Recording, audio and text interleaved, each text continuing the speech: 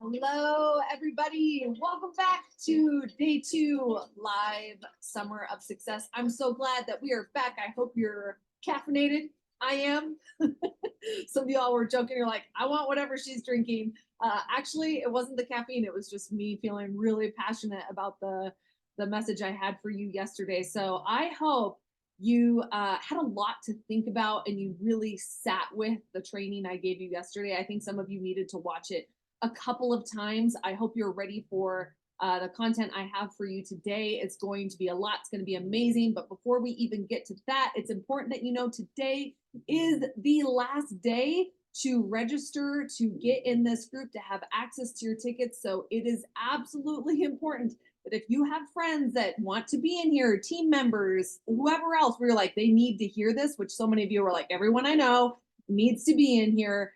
You can share the link. Registration closes tonight at midnight, so we are not going to open it up anymore. We do this also so that we're not having people added last minute and binging content in 24 hours. It doesn't serve you. And then we actually have a backlog of people that are, stressed before the replays close. I want to remind you, replays are coming down midnight on Sunday, no exceptions. Please don't ask. We have an opportunity. If you want to be a part of our VIP, we'll drop the link in the comments from my team. But the VIP is what gives you ongoing, you get to keep access to the replays. You also get to come to the live Q&A with me after the training I do. I do that in a private Zoom. We actually had some really great questions that people asked yesterday. And I actually want to bring up one of the questions that somebody asked because I do think it's incredibly relevant for you. If you are watching this, and if you're like, what does her shirt say? It says dream, decide, do. And so if you are somebody who watched yesterday's training and you are like, man, I feel this, I see it in my team, I see it around. How do I have this conversation with my team? How do I talk about low belief? And here's the thing, I think people are afraid to acknowledge that low belief is happening. I think they're afraid of, if I say the hard thing, it's just going to scare people away. People are going to quit. I think saying the hard thing scares the wrong people away, meaning people that maybe weren't meant for this business model, maybe had the wrong expectations. If anything, that's what we were kind of doing yesterday. We were just resetting the tone and recalibrating what it means to actually have a healthy business. So honestly, if that scared some of the wrong people away from the business model, great. Then what we're doing is we're focused with the people who actually know what they're signing up for and they want to go. I find that radical transparency and honesty creates far more buy-in and people that are like, you know what? Yeah, at least you're willing to tell me the hard truth and I'm willing to do hard with you because you're honest about it. And at least this is where we're going. I think we lose trust with leadership when no one's willing to talk about the hard because they're afraid, well, if we talk about it, then people are going to freak out. If anything, by your comments, I saw so many of you felt refreshed, felt seen. I saw a lot of comments of people saying, heck, I want to buy back in. In fact, this is so helpful for me because what we're doing is we're removing the shame around the narrative. Because if no one's talking about it, what happens is anything that stays in hiding is a growth zone for shame. That is where shame wants to be. So if no one's talking about how hard it is, no one's talking about the changes, or no one's talking about low belief, and everyone's just like, oh, it's fine. What's happening is somebody who's struggling thinks something's wrong with me and I'm the only one that struggles with this. Where in fact, I think it was important to say, actually, here's where the industry is at. And while that's hard, here's what we can do to turn it around. So I'm excited for how we are going to be moving forward in our training today. So yesterday was all about priority. And I want to ask you this. I told you I didn't want any lip service yesterday. I said, I want you to take the time to think on it, sleep on it, because I talked about what true success actually takes and redefining time freedom, passive income, ridding those from our vocabulary and understanding time flexibility, understanding active and leveraged income and how important that is, understanding that it takes time, understanding what it actually takes in this business. So knowing that, what I want to ask you is, what did you decide? What did you decide this morning or last night? Did you decide, you know what? Now that I know it's hard, now that I know what I'm saying yes to, I actually am ready to make this a priority.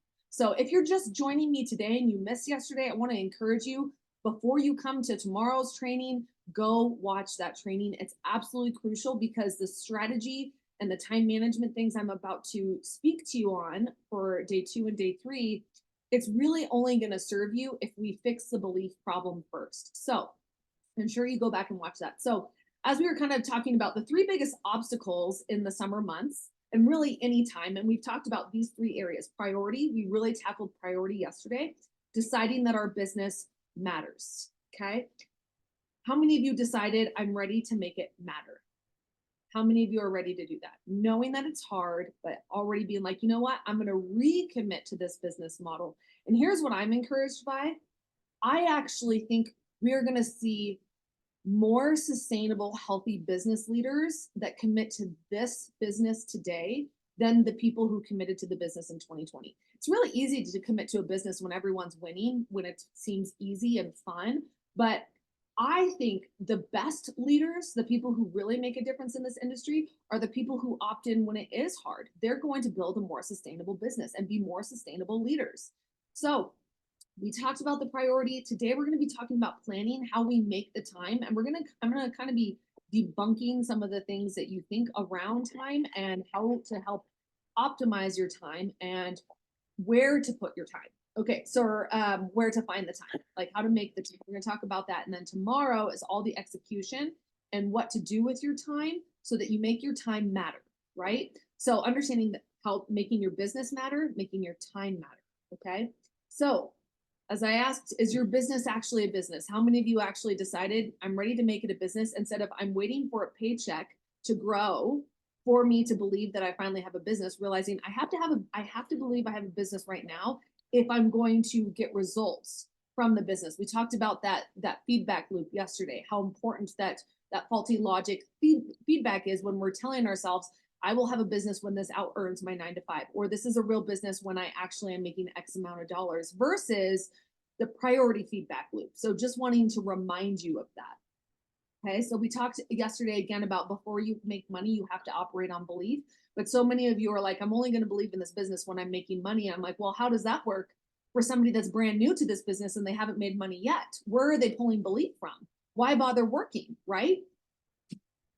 And as we were saying yesterday, it's hard to prioritize a business that you don't have belief in. We've talked about the belief epidemic. So I want to talk, because today we're talking so much about time, I want to revisit the stages of time. Time versus earning potential and divorcing your 9 to 5 mindset. Maybe treating it like a 9 to 5 in the sense that you're treating it like a business, but not bringing a 9 to 5 time versus money trade understanding. So spending more time and making less, that's stage 1. Acquiring customers, that's where you're learning the foundational skills of business. You don't get to skip this phase. You're brand new to social selling. Stage 1 could last 90 days, depending on how consistent you are. But if you're not consistent and you give up every time it's hard, this could last a year, right? Stage 2, spending equal time for equal pay. That's where you're growing an audience. You know how to get customers consistently. You start building a team. You're working on lead generation. Stage 3 is spending less time and making more money. At this point, you have a team that is out there producing organizational volume. You're leveraging your time through a team, right? And then stage 4 is you're spending little to no time for maximum pay. This is when you have large teams under you and you're working with leaders in your organization. So we have to move through those stages when it comes to our time and how we see time. So are you in? That's my question. I've asked it several times, but here's what I'm going to say to this. Here's my stance on this. I would rather work with a committed few than the wishful many. At the end of this training, I was really thinking, man, you know, with how hard I'm speaking the truth and talking about what it actually takes to have success in today's day and age and this business model, I just thought, you know, if only 100 decide to go do the hard with me and link arms with me, I'd rather take 100 who are actually signed up for the hard than the thousands who are full of wishful thinking and a bunch of lip service. I'd rather work with a committed few. And that should be your stance too when you're thinking about people who are going to be joining your team and talking about this business. It is far better for you to work with a committed few than the wishful many. Now, granted, this business model is always going to attract the wishful many, because it has such a low barrier of entry, because you don't have to spend a ton for a startup. You're not, pulling out a loan for $100,000 to start up a donut shop, right? It's like a $97 startup kit or anywhere upwards of 500. Still, in the world of startup costs, it's almost nothing, right? So yesterday was a matter of priority. Today, we're going to be talking about the plan. Planning to work this summer 60 minutes a day, non-negotiable. And so if you're like, Kristen, how on earth am I going to do this? We're going to unpack all of that. Okay. So part of your homework was you to actually look at your summer calendar. And I asked you to schedule all of it, from your morning coffee and your breakfast to your workout, to your play dates, to pool time, to cleaning, to meal prep, to date nights, to your work hours. You have to put it all on the calendar. Thank you. So putting that all on the calendar so that we have to make time for everything. And then I actually have another checklist in your workbook called the delegation, where it's like, where can you buy back your time? So for example, if you are spending 5 hours every week cleaning your house, what would it look like to pay a high school student to come and do that for maybe $10 an hour? And you pay $50 to get 5 hours back in your time for you to go and put that into talking to new people, gaining new customers. We have to actually start thinking, if I'm short on time, either A, how can I buy back my time, or think about time differently. And I'm going to teach you how to do that. Okay. So planning, this is all about planning, how we actually create a plan that we can follow through on, where we can actually create results. So planning is about maximizing your level of productivity and your results. That is what a good plan does, okay? If you want to create results in 60 minutes a day, you have to learn how to be productive instead of busy. Some of you are busy doing all the wrong things.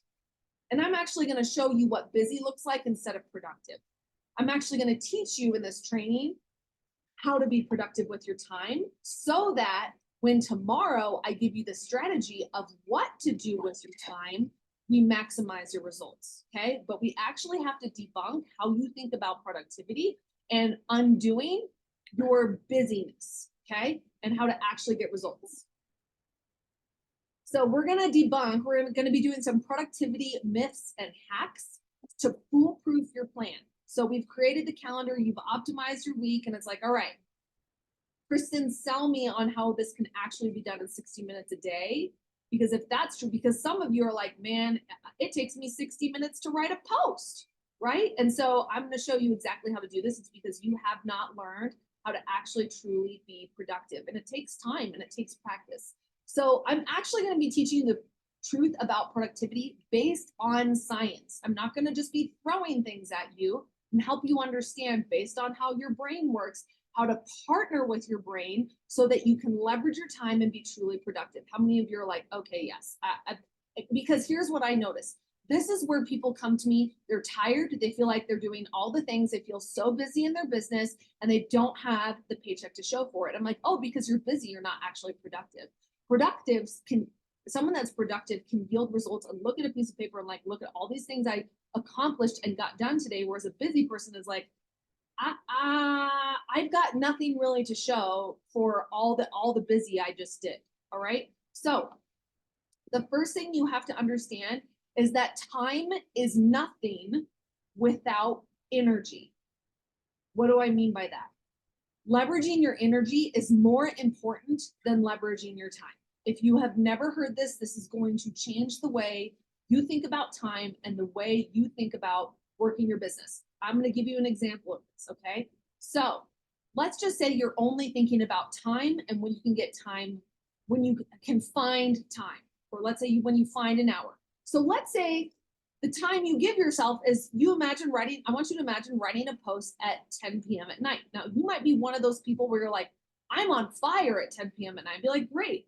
But I know me personally, if I was to make a post at 10 o'clock at night, my energy is really low, my creativity is low, and one post could take me 45 minutes. It just feels like I'm slogging through the mud and being like, man, this is hard.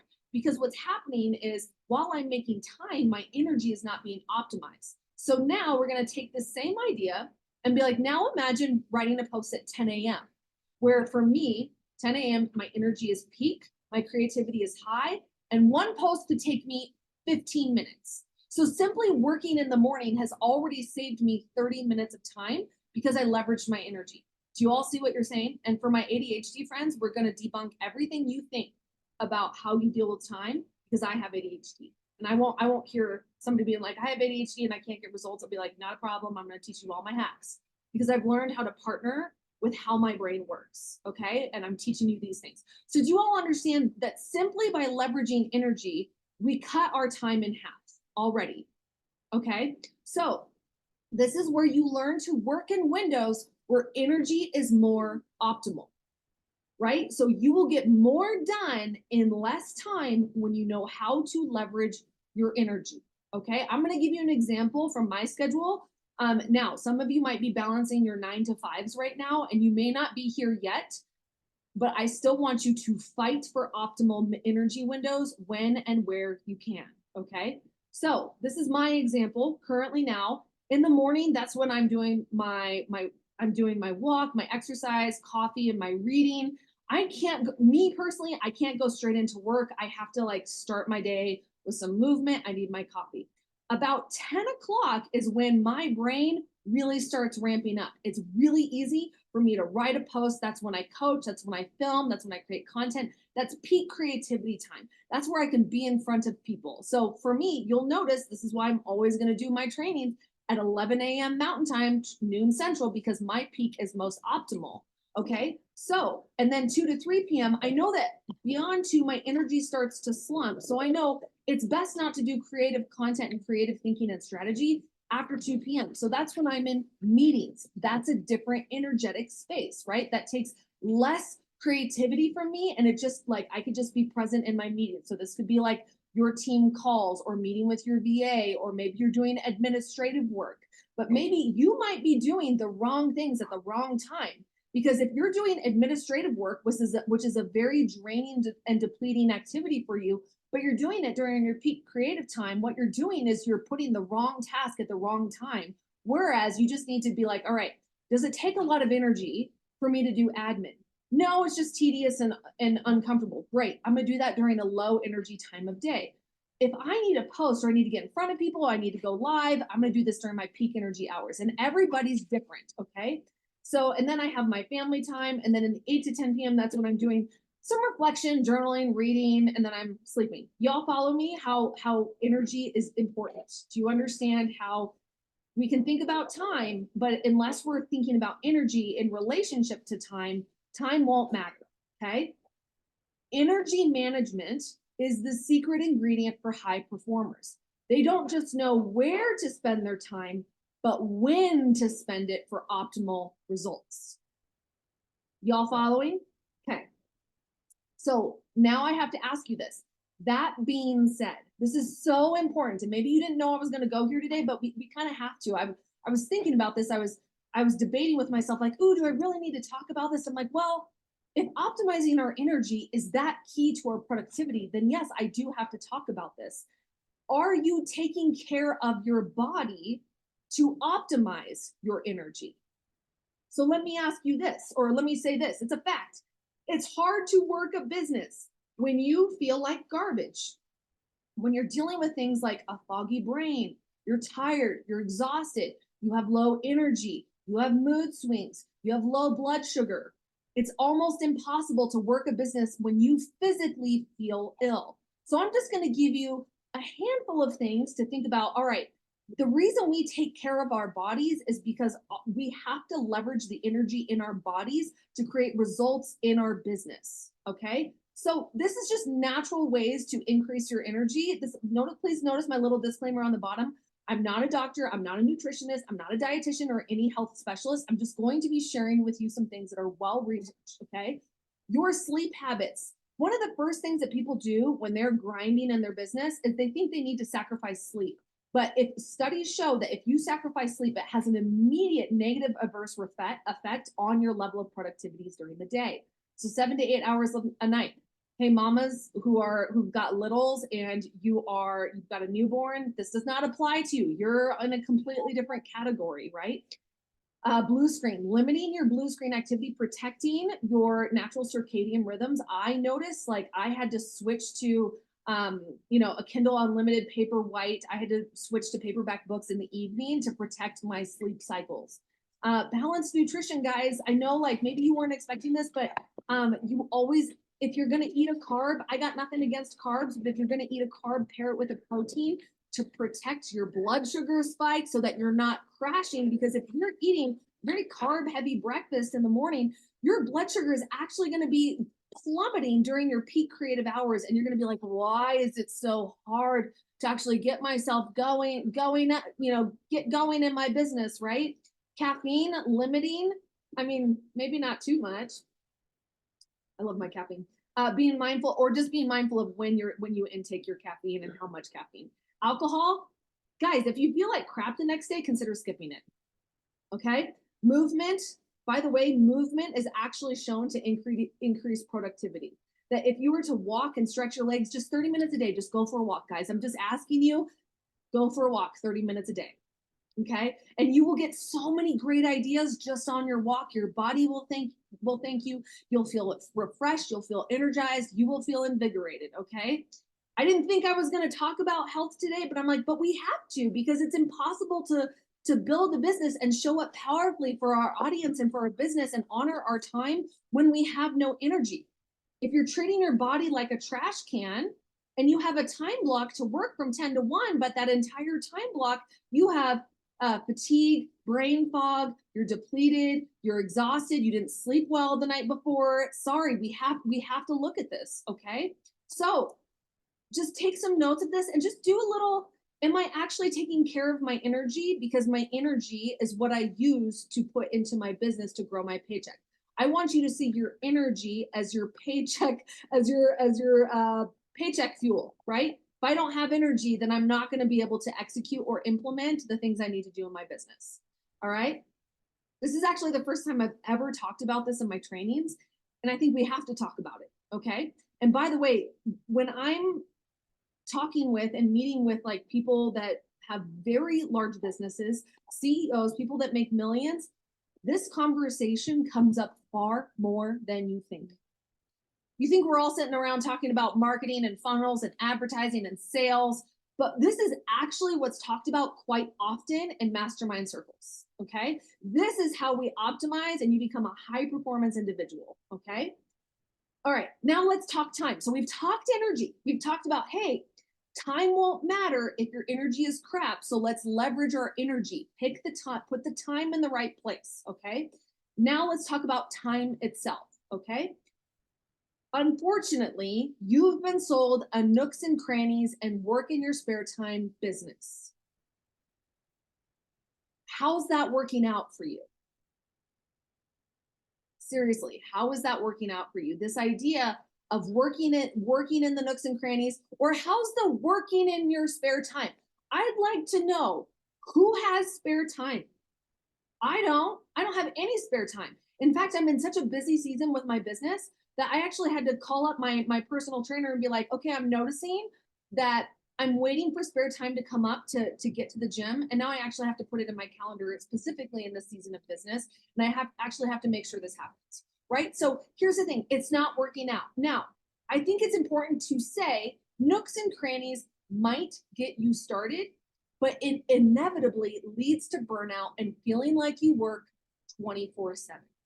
I think the reason why we started with this nooks and crannies talk is because we were trying to speak to busy individuals, and we were trying to show again that this is like, oh, just something you do on the side. And to me, it's very like side hustle hobby mentality. Like I'll do that with like, if I'm going to sell knitting on Etsy, whatever. It's just like, but this to me, this doesn't actually speak to business owners. So if you're using this for your marketing, don't be surprised when people start pushing up against you, when you start saying, hey, you got to have business hours, but you onboarded them saying, oh, work this in the nooks and crannies of your days. Like we have just got to stop this nonsense because it's not sustainable. It does not work. Okay. Long term. It might work for the first month, maybe, but here's why. I want to explain to you and actually show you what working in the nooks and crannies looks like in a day. And some of you might be like, oh, damn, this is my day. All right. So let's take Sarah. Sarah's a busy mom. She's got kids at home. She's got toddlers. This is her day. She makes a post while trying to get breakfast on the table. And while she's like scrambling the eggs and trying to type out the post, it takes her about 30 minutes to write the post because she's trying to do all the things. Then she posts it to Instagram and Facebook, but she posts and goes because the kid started crying. So she posts and she's like, oh, thank God I got that post out. Puts the phone down, handles the crying kid, and now she starts to go into folding laundry. The phone pings, and now she's like, okay, I'm gonna check my DMs to respond to see, oh, somebody's asking about the product. Then she checks her phone, answers, she goes back to folding laundry. Ping! All right, the potential then responds. Now she sits down on the pile of laundry to answer the question. No. Kids starting to be like, oh, yeah. Okay, puts the phone down, resumes folding laundry. Now kid starts crying, puts phone down and laundry down to handle the kid. Now there's no response from the potential. We get back to resuming laundry. Now we're starting lunchtime with the kids. Ping! Response from the potential. We're in the middle of making a PB&J, and all of a sudden our brain's like, oh, okay, I'm gonna do that. I gotta answer that, right? And so from there, they respond to the potential. They pick up the phone while the kids are screaming because the sandwich was cut the wrong angle, and they respond to the potential while the kids are having a meltdown. And this is all day long, every day. And so what I would say is, no wonder you hate your business and you are tired and exhausted. No wonder we're overstimulated, out-touched, overworked, on the brink of a complete nervous system meltdown. This is not sustainable. Do you see this? I'm not going to sit here and tell you I wasn't this person, because that was me 5 years ago. Where my husband usually kept saying to me, I remember he said to me, I'm so tired of talking to you through your phone. Because it was always in my hand, always answering, because I didn't know how to honor my time, because I was sold the nooks and crannies. I was sold doing this in the part-time. I was told, like, just do it in between laundry or do it in the pockets of your day. Bull crap. Like, that's not productivity. That leads to burnout. Have I sold you that this is complete nonsense? Are we all on board? Nooks and crannies is nonsense. Okay? But here's the other thing, is women love telling themselves, and maybe men, but I think women love telling themselves, like, I'm good at multitasking. No, you're not. I'm gonna actually tell you the myth of multitasking. Switching back and forth between tasks can deplete brain energy. And according to research, multitasking leads to a loss of up to 40% productivity. There's something called switch task cost, and they say it takes roughly 15 minutes for your brain to get back into the flow with the current task and to optimize your time. So I want you to see it like this. I want you to see it as like preheating an oven, and you opening the oven every 5 minutes, be like, is it hot enough yet? And all the heat just comes out. And then you close the oven, and then you open the oven, and then you close it open, close it open, close it open. And you're like, why is it taking 2 hours to preheat my oven? Because you keep disrupting the process, right? You have got to stop multitasking. It does not work. Again, this is not my opinion. This is based on science. Okay, so what's the solution? You're like, well, if I can't work in the nooks and crannies, and if I can't multitask, what's the solution? Batch work, okay? That means grouping like activities together to optimize flow and get more done in less time. I'm actually, instead of just like telling you about batch work, I actually want to prove it to you with math, because the data doesn't lie, okay? So I'm going to give you an example. Let's talk about writing content. Let's say each day you write a post each day. So on Monday, you spend 30 minutes, and that's if it's a good day for you, writing the post. You get into it and you're like, all right, I'm I'm going to write my post and then the kids get distracted or something comes up, or maybe you're just having a hard time zeroing in, or you're telling yourself, I don't know what to talk about today. And so I'm saying 30 minutes on a good day. That's if you're not having mental drama. I've coached people who have sat with a post for an hour, right? And so 30 minutes writing the post, and they do that each day. Notice that if we were to tally that up for the week total, you've spent 2.5 hours making 5 posts. 2.5 hours. Now I want to teach you this. This is the example when you're actually doing batch posts. So while you're writing the first one, it might take you 30 minutes. But here's the thing. Studies show that somewhere between 15 and 30 minutes, your brain hits flow state, where it actually creativity comes easier, the task becomes easier, and you move actually more efficiently and with speed.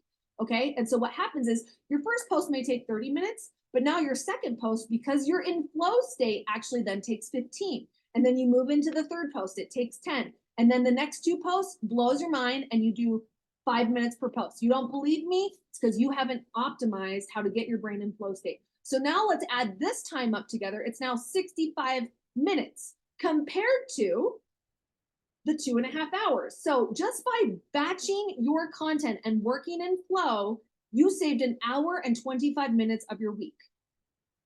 How many of you are like, I've heard about batch work, but I didn't really understand the value of it until you actually broke it down for me? This is how it works. This is how we save time. This, sit down and write 1 post, don't do it. And my friends with ADHD, flow state kicks in about 30 minutes in, about 25 minutes in. For me, when I hit flow state, I just go. I stay in it until my brain taps out. And usually I can get about 10 to 15 posts done in a block. I leverage the gift of hyperfocus when I have ADHD. If you have ADHD, you know what hyperfocus is. And they say that flow state is very similar to a hyperfocus state. It's when time becomes irrelevant and like you have no concept of time. You're fully immersed in the activity. It's like you are zoned in. And things feel easy and it's much faster, okay? Here's when content becomes overwhelming, okay? This is why content takes too long. When we don't know who we are talking to, who am I writing content for? We think the purpose of the post is to make a sale. How many of you think the purpose of a post is to make a sale? Just you can give me some likes, comments if you're like, yeah, isn't the purpose of a post to make a sale? Wrong. No, the purpose of a post is to create, there's threefold. It's to either attract somebody new, nurture somebody who already follows you to grow that relationship, or to sell a conversation, to create curiosity around what you sell. The purpose of a post is one of those 3 things. But when we tell ourselves this post has to make a sale, what happens? You feel everything in you like, ugh. And then suddenly you get like, hello, perfection comes in, right? And then we have analysis paralysis, we get into overwhelm. We are afraid of how it will be perceived. So then we're editing it to death, making sure we don't offend Susie down the street, being like, I don't care what Susie thinks, right? Or being like, what people from high school think. Who cares what they think, right? Or we think it needs to be perfect, okay? I love this pie chart. The red section is the time it actually takes to make a post. The orange section or the yellow section is time you spend overthinking the post. How many of you are like, it's me, hi, I'm the problem, it's me. I really should have worn that shirt today that said, hi, it's me, I'm the problem, it's me. Right? This is, and this yellow margin, we're gonna talk about scientifically why that happens. I'm actually gonna give you the brain science to how we actually solve for your mental drama around the activity, because there's the actual execution of the activity, which is very simple. But then there's all of your thoughts and drama around the activity, okay? I wanna give you a concept of like how to help make content less overwhelming is having a system in place. With every single thing you do, it all comes down to the same thing with posting. Where am I posting? When am I posting? Why am I posting? Who am I talking to, right? I'm gonna give you an example of this. We're gonna use posting. Here's an example of having a system in place, right? Posting where, when, why, and who. So the where, I will post in my customer group today. When? Between 9 and 11 a.m., that post will go up. What is the why of it? To encourage people to try a new product or spotlight a new product. So you're clear about what this is, okay? Who is it? Well, it's to my existing customers who already have interest in the products. This helps inform how you talk, what you say, because I'm going to say something different to somebody, to someone who already is very familiar with What me, was that? familiar with my philosophy, they're familiar with my products. I'm gonna speak very differently to that person than to somebody who's brand new to me, who's like, who's Kristen Boss? I don't know you. Why should I trust you? The conversation looks different. The who determines the conversation. Do you understand that? So here's the thing. I'm going to give you another example of having a system in place. So we talked about customers. So posting. I will post on my Facebook personal page. When? At 9 a.m. Today, I will make an engagement post to boost visibility with my existing audience. I will be doing this to start new conversations. That's our why. Okay. I'm talking to my warm market of people who already know me, but I need to build more trust and relationship. You all following me? Do you see how once we answer these questions, the action becomes very clear? Okay. I want to talk about this idea of, like, we talk about the tasks, and I want to talk about the faulty thinking around the just do it mentality, because many of you, you're go-getters. You get the task done, you know how to get the task done. But when it comes to coaching your team, because this came up yesterday, they're like, okay, I feel like I tell my team to do the things and they're not doing the things. And right. And so they have I just do it. So therefore, you should just do it. It's not that simple. We're going to break down the science of why we don't execute on the things we know we should execute on. Okay? Because tomorrow we're going to be talking a little bit more of the strategy, but we got to talk about the things that get in the way of us executing the strategy. Okay? So when we have the just do it mentality, we have like the just make a post. This is what happens with team pages, with from your upline or sideline or your friend, or from me, it's like, just make a post. You even tell yourself, just make a post. You just got to sit down and, I just got to make a post. But here's the problem. If it's so simple, why don't we do it? If it's just like make a post, you guys, how simple is this? If I just say, just go make a post. And then some of you are still going to have drama around it. Why? I want to introduce you to your brain. If you're in my programs, you're very familiar. I talk about the neuroscience of human behavior and how the brain works in relation to our business all the time. I teach this in my social selling leadership school. My people that go through that program, they learn all the science so they can learn to coach their teams through neuroscience-based frameworks. So they're not just telling their team, just do it. They're actually helping their team get into the action at a neuroscience-based level, okay? So we have the back of your brain. This is your rear lobe. And this is the part of your brain that's only interested in your survival and keeping you safe. And that is the part of your brain that is constantly shouting, danger, you might get rejected, abandonment, leave, we can't do this, right? So like the back of your brain only cares about you staying alive. This part of your brain, you need to know, does not care about your goals, your vision board, your dreams.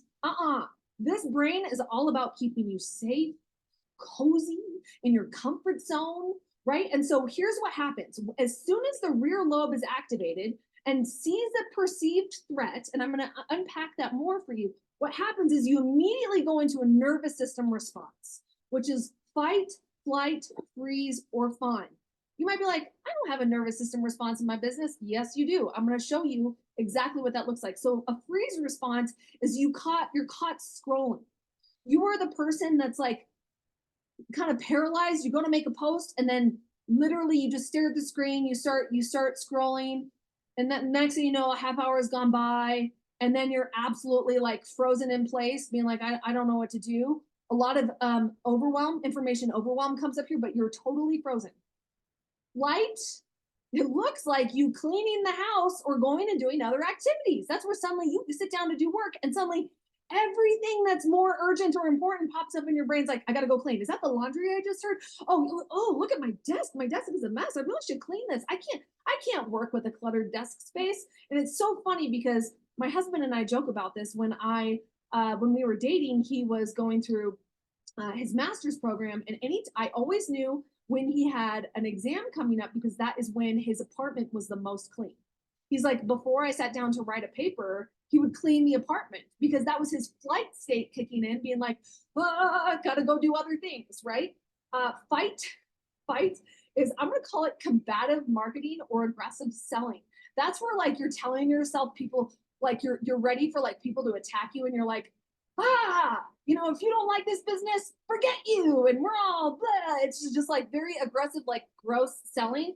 Or we become very like aggressive with how we respond to people, or like, you guys know this, like when you can't help but like respond in the comments to a hater, and you're like, whoop, okay, fight mode activated, like Hunt Kristen's gonna show up instead of healed Kristen, like, right? That's like our fight response, okay?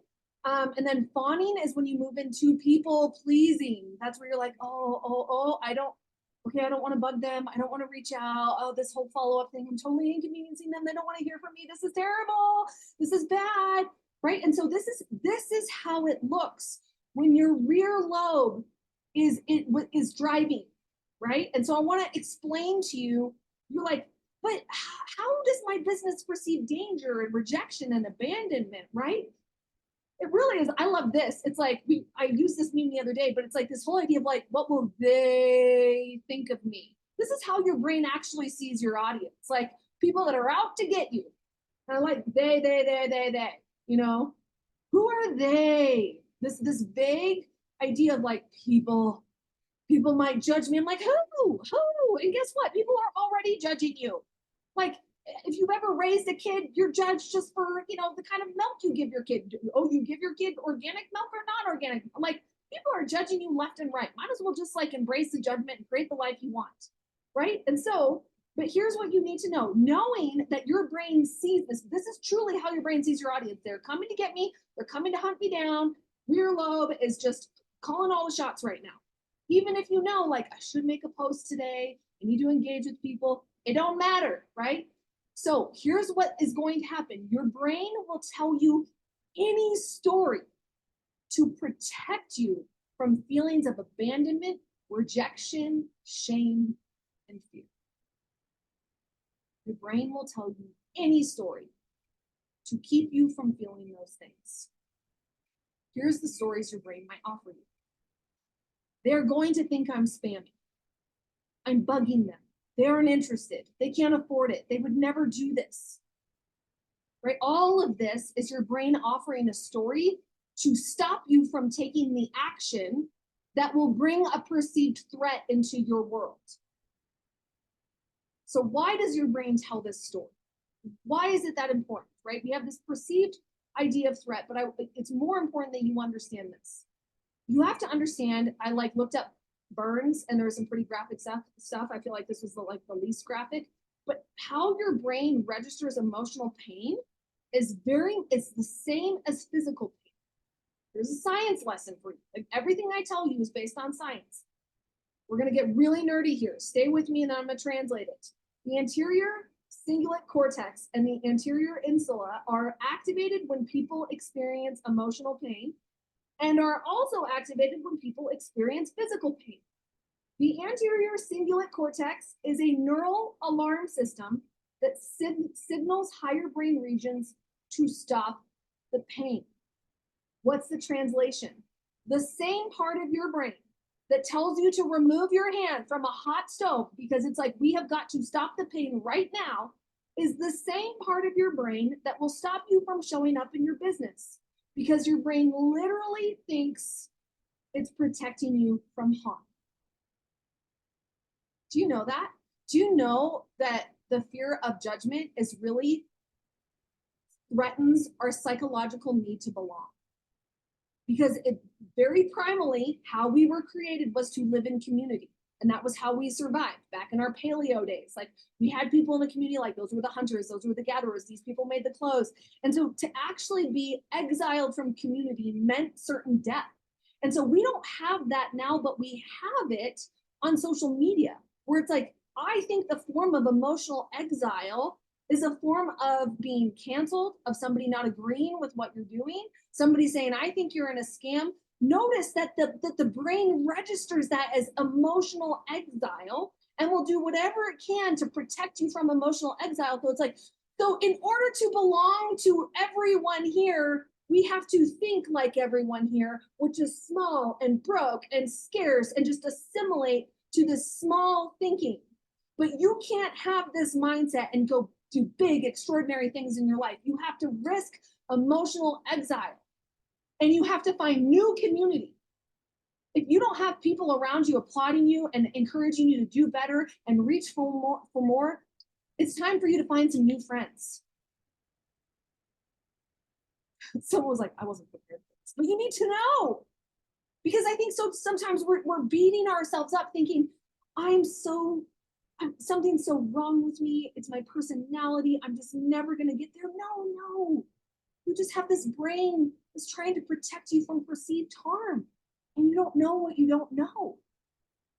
And you actually have to learn to be with that part of yourself. But guess what? Here's the really good news. You're like, Kristen, what's the good news? The good news is you can actually get out of your rear brain and back into your frontal lobe, which is the part that accesses reason and logic. Have you ever tried to speak logic to a toddler that's in a full-blown meltdown? Like I'm talking like on the floor screaming in tears. I just want you to know they're in their rear brain at that moment. And so what they need in that moment is they need security, they need safety, they need belonging.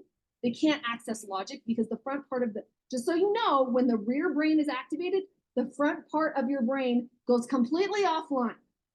So it's like, wow, how do we go here? Right? How do we get into the front? I'm going to tell you exactly how to do this. I have this saying in my programs called Calm Your Butt Down. It's fun. We have a lot of laughs about it, but it's actually based on science. Because when you're in a state of calm, what you're actually doing is getting out of your rear lobe, out of your survival brain, getting back into your logic brain, into your prefrontal cortex, okay? And just so you know, that's not fully developed until the age of 25. So have compassion for your teenagers. Have compassion for your small children, okay? So how do we do this? Okay, we have to notice first. I think it's important to notice when you're in a nervous system response. You're caught scrolling, you're frozen, you're people pleasing, you're triggered, you're just commenting angry comments in the comments, right? This is when you notice, oh, okay, hold up here. Oh, rear brain's activated. It's expecting some freak out mode. You might not even be able to do that yet. The first thing to do is breathe. The first thing you need to do is breathe. We teach my daughter this thing we call hot cocoa breaths. And she literally, it's learning to blow it like a controlled stream of air as if she's cooling down hot cocoa. And what that does is it actually starts to calm and regulate your nervous system, right? Because when your heart rate is up, again, your brain is perceiving this as a threat. And it's like, I'm being chased by an angry bear and there's no angry bear in sight, right? But what actually needs to happen is we actually need to calm the body. Another way to to get yourself out of that state is to actually put your hands in really cold water and then shake it off. Actually just put it in the water, shake it off. So if you feel yourself freaking out before you go do an activity, you do hot cocoa breaths, you can go into the kitchen, put hands in ice water, shake it off. This actually helps regulate. By the way, if you're somebody that struggles with binge eating, that's a form of flight. I would encourage you to do this exercise as well. If you're running to the pantry from a place of stress, shake it off, okay? Wrap your arms around yourself and give a tight hug. This is huge. Even teaching your kids to do this, the moment you are feeling, and you might notice, it's important to notice, I'm somebody that feels it in my chest. Some people feel it in their stomach. Some people feel it in their neck. But noticing, taking inventory of where you're feeling it and understanding, okay, I'm freaking out. And then just wrapping your arms around. And my therapist taught me this one. Stroking your arms actually creates a soothing response like we would with from a parent, okay? So this is like a calming. So if somebody sends you a message that's deeply triggering, where you get really hurt, go here, okay? Remind yourself that you're actually safe, being like, hold up, no one's actually out to get me, okay? But you have to do that first. Your brain's not gonna hear that until you're calm first. So breathe. You have to actually create safety for yourself. What does that actually mean? You actually have to remind yourself, okay, what do I know? I love asking the question, what do I know? when you're about to make a post. And you're like, what do I know? I know that someone needs what I have to offer, and there's some people don't agree, and that's okay. What I know is I'm going to put myself out there, and I might have to experience the emotion of fear. I might have to experience the emotion of rejection.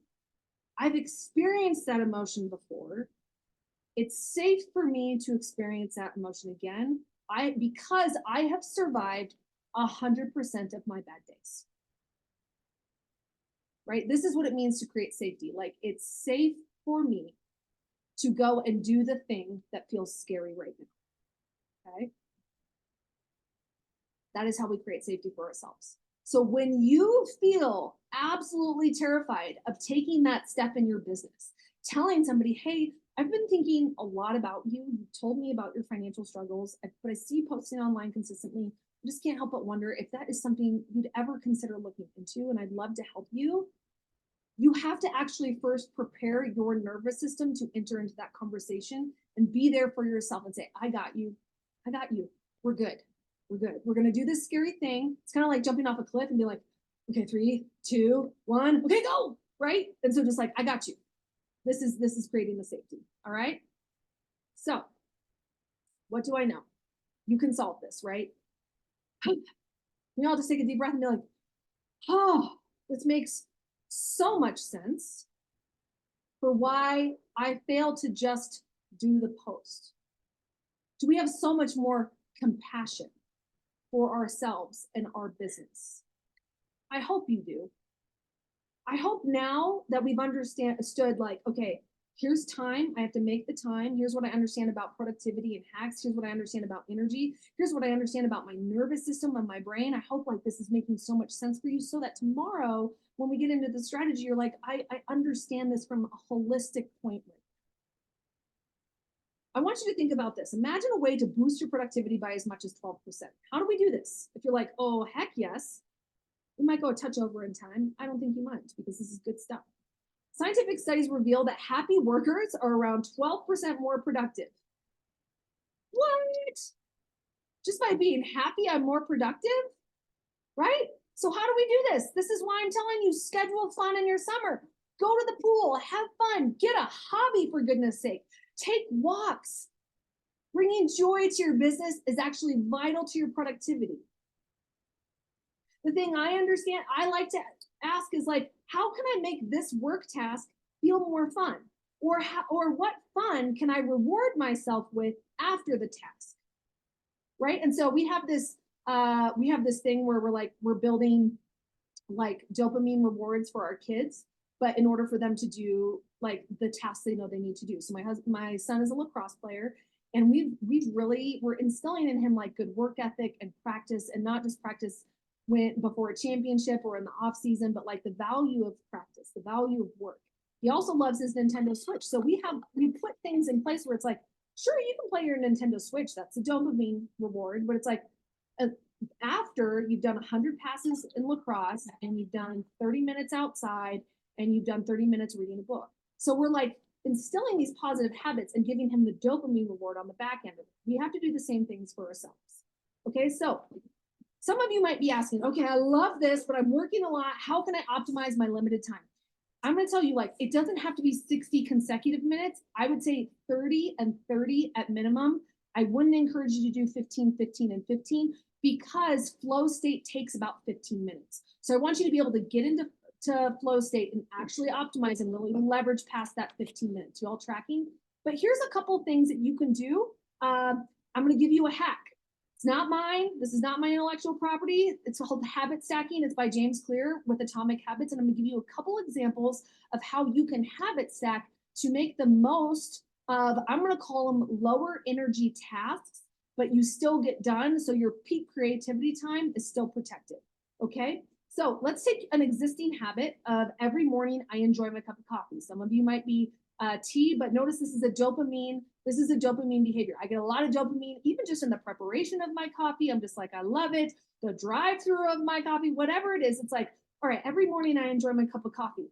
Let's now stack the habit. This part takes effort. So the coffee is 0 effort. The stacked habit takes some effort. So during my coffee time, I'm going to engage with 15 to 20 new people while I sip my coffee. Boom. We just, like, I think a lot of people have drama around the engagement. So we just paired an activity that we sometimes have a lot of drama around with an activity that has a lot of dopamine, and together we can accomplish it. Does that make sense? I'm going to give you another one.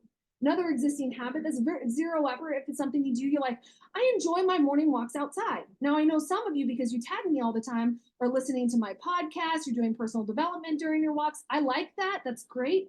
But if you're at a time where I would prefer you do like laundry or cooking with podcasts, I think walking, that is when I am sending voice notes to people. The stacked habit is I will send 10 voice notes to customers of potentials I need to follow up with. Hey, Cynthia, it's Kristen. I'm on my walk and I was thinking of you. And I know you got your product last week. And I just wanted to check in and see how you're feeling, how you're doing, how I can support you. And I just want to make sure you saw the post I tagged you in today. Let me know how I can help. Boom. Hey, Elizabeth, it's Kristen. So glad to talk to you. Hey, I just want to take a minute to invite you to our opportunity call we have tomorrow.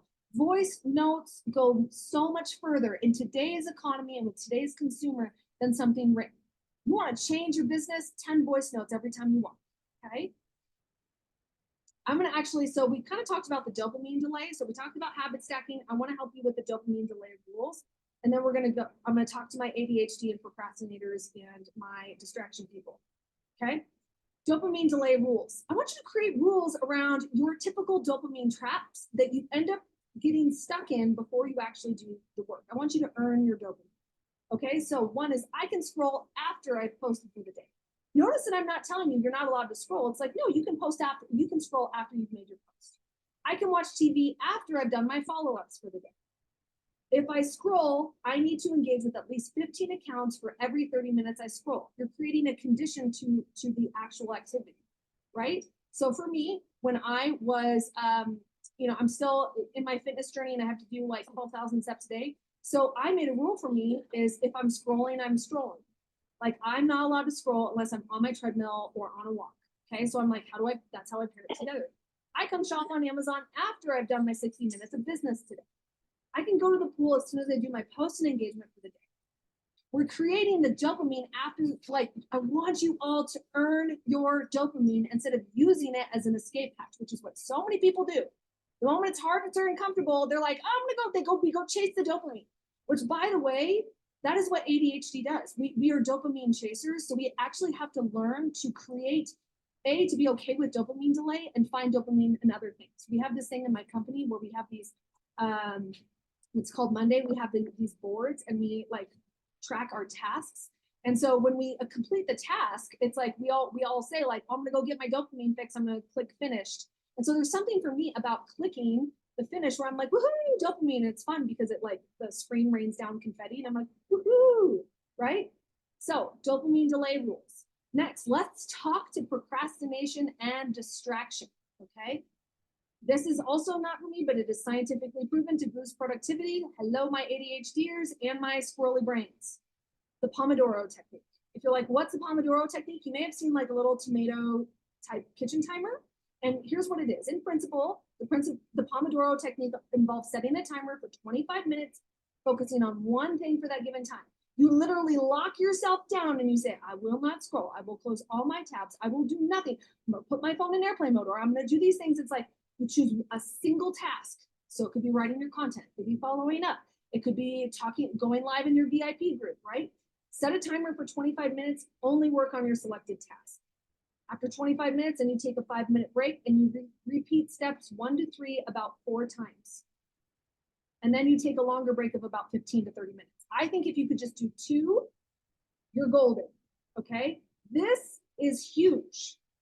This will change your relationship with work and productivity, because for me, it's like sitting down to work for 2 hours. I'm like, oh gosh, I don't know if I can do that, but I can sit down and lock my brain in for 25 minutes. And you will actually, I would be so curious to see for you, you can just notice when you hit your flow state. You might be like, okay, I hit my flow state at 15 minutes and then it felt good. I will say this, if you hit flow at 25 minutes, this is where Kristen Boss breaks the rule a little bit, and the timer goes off, I just keep going. I capitalize on my flow and I just go. That is the gift of ADHD, okay? So here's my last thing I want to say about time. Time is like money. You have to give it a job. You have to tell it what to do. You have to tell it where to go.